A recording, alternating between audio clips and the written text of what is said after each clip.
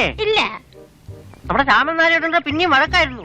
ശ്രീതു ആ ഗെയിമിൽ ഉണ്ടായിരുന്നെങ്കിൽ നിങ്ങളുടെ ടീമിന് കുറച്ചുകൂടി അഡ്വാൻറ്റേജ് ഉണ്ടായേനെ. 100% ഷുവർ.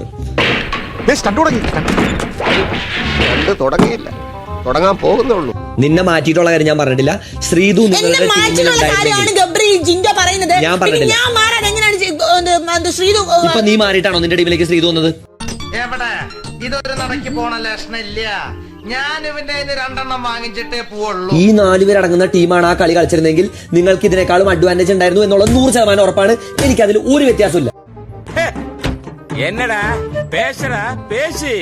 ശ്രീതു ആ ടീമിൽ ഉണ്ടായിരുന്നെങ്കിൽ ഇപ്പോഴുള്ള ജിന്ദു അല്ല ഞാൻ പറഞ്ഞത്. ജിന്ദു പറഞ്ഞ ഞാനിങ്ങനെ പറയണേ.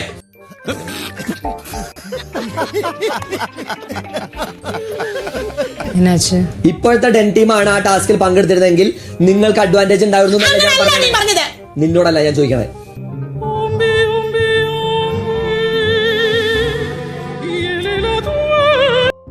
ഇനി ഇവിടെ നിന്ന് അഴിവണ്ടാവാ, നമുക്ക് അങ്ങോട്ട് മാറിയിക്കാം. ഇപ്പോഴത്തെ ഡെൻ ടീമിൽ അടങ്ങുന്ന ടീമായിരുന്നു അന്ന് ആ മത്സരത്തിൽ മത്സരിച്ചതെങ്കിൽ നിങ്ങൾക്ക് സ്പീഡിൽ അഡ്വാൻറ്റേജ് ഉണ്ടാവുമായിരുന്നു എന്നാണോ ഗബ്രി പറഞ്ഞത്? സാർ, ഈ ജാതി ചെറ്റ വർത്താനം കേൾക്കുമ്പോൾ ഒരിക്കലും ഒരുതരം വ്യക്തമായിട്ടുള്ള പോയിന്റാണ് ഞാൻ അവിടെ പറഞ്ഞത്. അതിൽ ഞാൻ ഇപ്പോഴും ഉറച്ചു നിൽക്കുന്നു.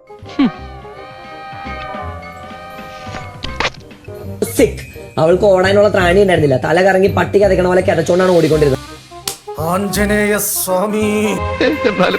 എന്നോടിത് വേണ്ടായിരുന്നു. അന്നും